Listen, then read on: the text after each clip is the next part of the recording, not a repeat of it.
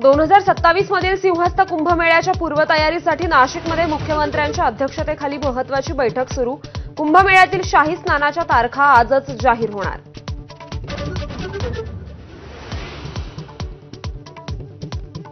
शरद पवार आणि अजित पवार आज पुन्हा एकत्र येणार। पुण्यात वसंतदादा इन्स्टिट्यूटच्या एआय संदर्भातील बैठकीत सहभागी होणार।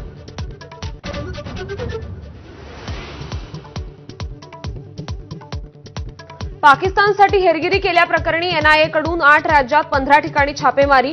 पीआयओशी संबंधित संशयितांवर छापे। महाराष्ट्र, पश्चिम बंगालसह अनेक राज्यांचा समावेश।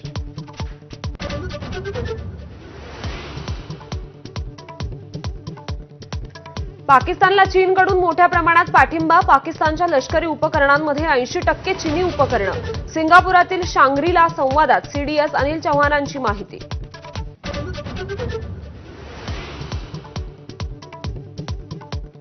पुण्यात मद्यधुंद कार चालकानं 12 जणांना उडवलं। जखमींपैकी बहुतांश एमपीएससीचे परीक्षार्थी। आरोपी चालकाचा साथीदार राहुल गोसावी आणि कार मालक दिगंबर शिंदेला अटक।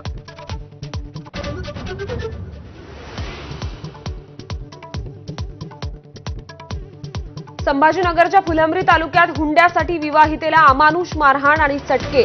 पती अझीम शेख आणि त्याच्या 2 बहिणींवर गुन्हे दाखल।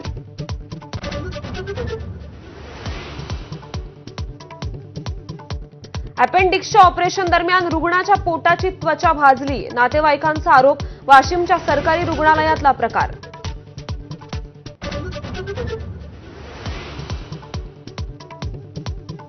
भंडारा जिल्ह्यात शनिवार ठरला घातवार। 2 अपघातांमध्ये एकूण 5 जणांचा मृत्यू। भंडारा शहर आणि साकोलीत भीषण अपघात।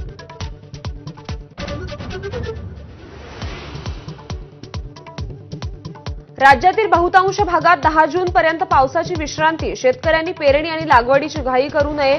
कृषी खात्याचं शेतकऱ्यांना आवाहन।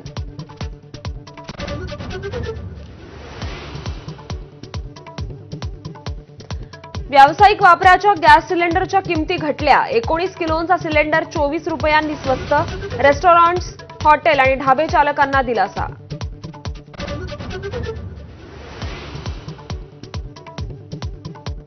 समृद्धी महामार्गाचा शेवटचा टप्पा येत्या 5 जूनपासून खुला होणार। इगतपुरी ते आमणे हा 76 किलोमीटरचा टप्पा सुरू होणार। मुख्यमंत्री देवेंद्र फडणवीसांच्या हस्ते लोकार्पणाचा मुहूर्त।